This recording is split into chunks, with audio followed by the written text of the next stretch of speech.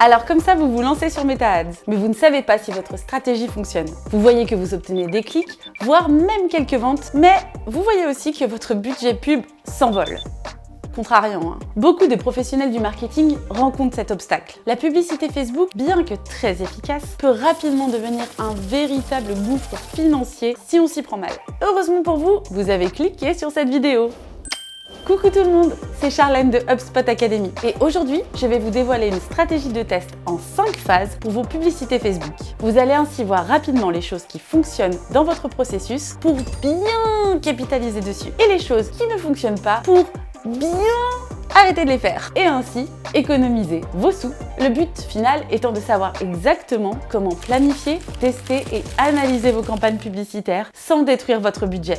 Entrons dans le vif du sujet avec la raison d'échec principale des débutants avec les publicités Facebook. Histoire de savoir comment l'éviter, ça peut servir. Testez trop de choses à la fois. Supposons que l'une de vos pubs ne fonctionne pas. Dans le but de résoudre le problème, vous changez l'image, le texte et l'audience de la publicité. Sur le papier, ça a l'air d'être une bonne idée, mais en faisant ça, vous venez de modifier 3 facteurs d'un seul coup, ce qui rend bien plus difficile l'identification du facteur problématique principal. La solution? Testez une variable à la fois. Faites des tests en ne modifiant que l'image, jusqu'à trouver celle qui fonctionne le mieux. Faites ensuite la même chose avec le texte, puis avec l'audience, puis avec le placement de la publicité. Et enfin seulement avec le budget alloué à la campagne. Ce sont les 5 phases que nous allons passer en revue dans cette vidéo. Et pour compléter tout ce que nous allons apprendre aujourd'hui, n'oubliez pas de télécharger notre guide gratuit de marketing pour les plateformes Meta que je vous ai glissé en description de cette vidéo. Il explique tout ce qu'il faut savoir pour faire grandir la présence en ligne de votre entreprise, développer votre audience de manière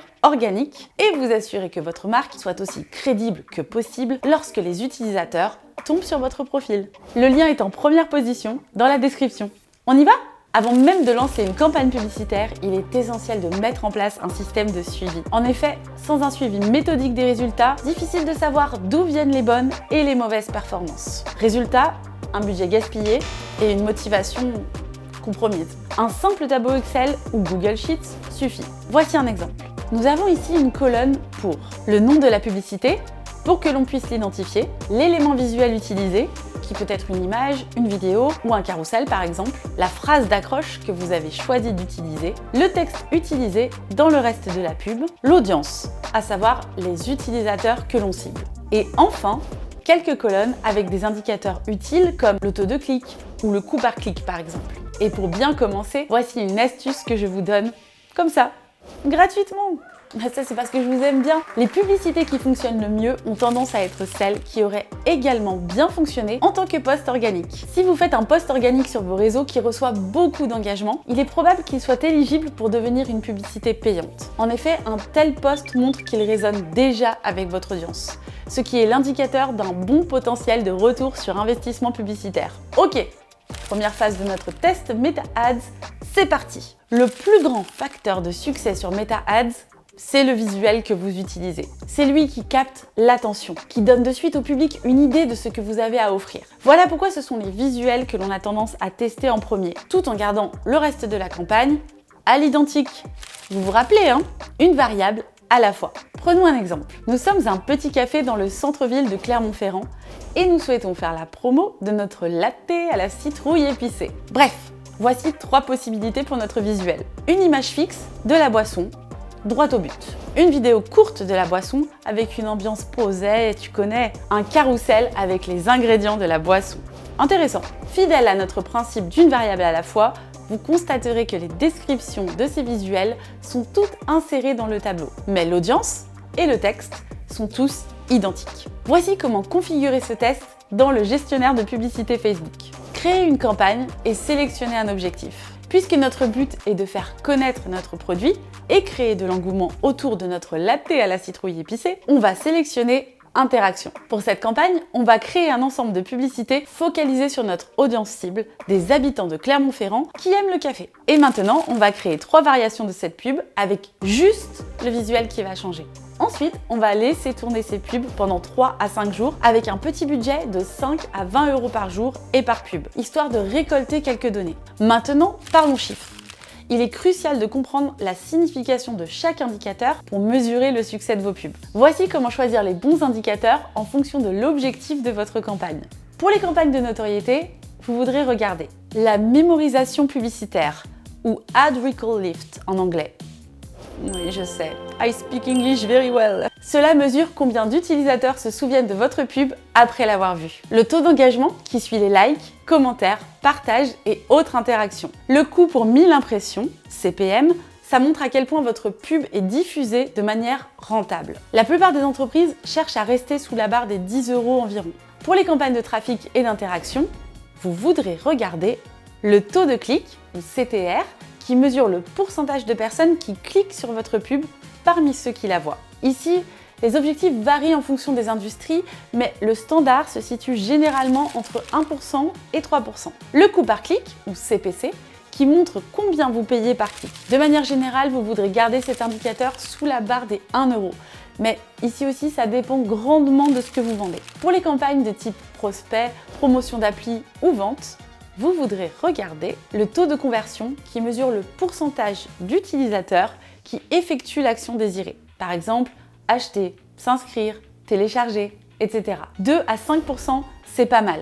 Mais encore une fois, ça dépend de l'industrie. Le retour sur les dépenses publicitaires, ou ROAS, qui indique le revenu que vous générez pour chaque euro dépensé en pub. De manière générale, un ROAS supérieur à 3 indique une campagne rentable, tandis qu'en dessous de 2, des ajustements sont nécessaires. En ce qui nous concerne, on a décidé de faire une campagne d'interaction. Jetons donc un œil à notre taux de clic et à notre coût par clic.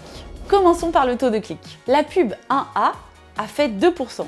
Ce qui est pas mal en vrai. La pub 1B a un taux de clic de 4,5%, ce qui veut dire que davantage d'utilisateurs ont cliqué. Cette pub est plus intéressante pour le public.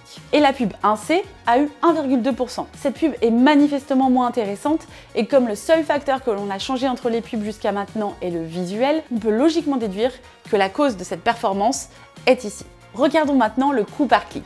La pub 1A nous a coûté 80 centimes par clic. La pub 1B, 40 centimes. Et la pub 1C, 1,20 €. Donc si vous avez un coût par clic élevé, peu de gens ont cliqué par rapport à l'argent que vous avez investi pour leur montrer cette pub. Par la même logique, un coût par clic bas est un bon indicateur pour votre pub. Notre conclusion ici est très claire et sans appel. La pub 1B, la vidéo sans aucun doute celle qui a le mieux performé parce qu'elle a le meilleur coût par clic et le meilleur taux de clic des 3 pubs. C'est donc elle que l'on va sélectionner pour la phase 2 de notre test. En ce qui concerne les autres pubs, elles peuvent être mises en pause, ajustées ou tout simplement supprimées. Quelques questions fréquemment posées avant de passer à la phase 2. Que faire si 2 pubs performent aussi bien l'une que l'autre ? Si 2 visuels sont à égalité, prolongez le test de 2 ou 3 jours ou regardez des indicateurs d'interaction un peu plus parlants, comme les commentaires et les partages pour désigner un gagnant. Que faire si une pub performe bien sur toutes les métriques, sauf les conversions ? Si une pub obtient des tonnes de clics mais aucune conversion, le problème n'est peut-être pas votre pub en elle-même, mais la page vers laquelle elle mène. Ouvrez la page en question et regardez si votre offre, la vitesse de chargement de votre site et le processus de paiement sont optimisés. Et si toutes les pubs sous-performent, me direz-vous ? Eh bien, si aucun des visuels que vous testez n'amène à des résultats convaincants, 2 grandes portes s'ouvrent à vous. Changez radicalement le type de visuel que vous utilisez ou alors regardez si la raison de cette sous-performance ne se trouve pas dans une autre variable de votre campagne. Avez-vous sélectionné la bonne audience ? Votre accroche est-elle bonne ? Votre offre est-elle bien décrite ? Ce sont des variables que nous allons voir de plus près dans les phases suivantes de notre test. Phase 2, test de l'audience. Nous avons notre élément visuel pour la pub. Testons maintenant les audiences. Dans l'onglet du tableau dédié à la phase 2, on va avoir 3 nouvelles pubs, toutes avec le même visuel. Parce que maintenant, c'est l'audience que l'on va faire varier. Et on en a 3 différentes dans le tableau. Pour configurer tout ça sur Meta Ads, on va dupliquer l'ensemble de publicités pour créer 2 autres ensembles, chacun ciblant une audience différente. Pour l'ensemble 1, on laisse tel quel. On vise les amateurs de café locaux. Pour l'ensemble 2, on va sélectionner les étudiants et les jeunes professionnels de Clermont. Et pour l'ensemble 3, on va sélectionner une audience similaire à nos clients existants. On appelle également ça un lookalike. C'est l'une des méthodes les plus puissantes pour trouver des prospects qualifiés. Et si vous avez HubSpot, vous pouvez même synchroniser vos données clients avec Meta Ads et laisser Facebook trouver une audience similaire pour vos pubs tout seul. Impressionnant, hein ? Pour chaque ensemble de publicités, assurez-vous de mettre en pause les pubs du test précédent si vous ne les avez pas déjà supprimées. Et ici encore, faites tourner chaque pub pendant 3 à 5 jours en investissant 5 à 20 € par jour et par pub. Et après 3 à 5 jours, on analyse la performance et on choisit l'audience ayant eu le meilleur résultat. Et en regardant les mêmes métriques qu'avant, on peut voir que c'est la pub numéro 1, les amateurs de café locaux, qui gagne.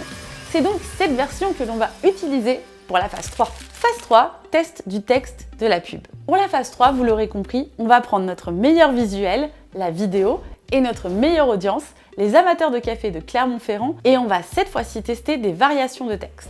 Et comme vous pouvez le voir, on les a tous listés ici dans le tableau. Il est maintenant facile de les copier-coller vers le gestionnaire de publicité Facebook.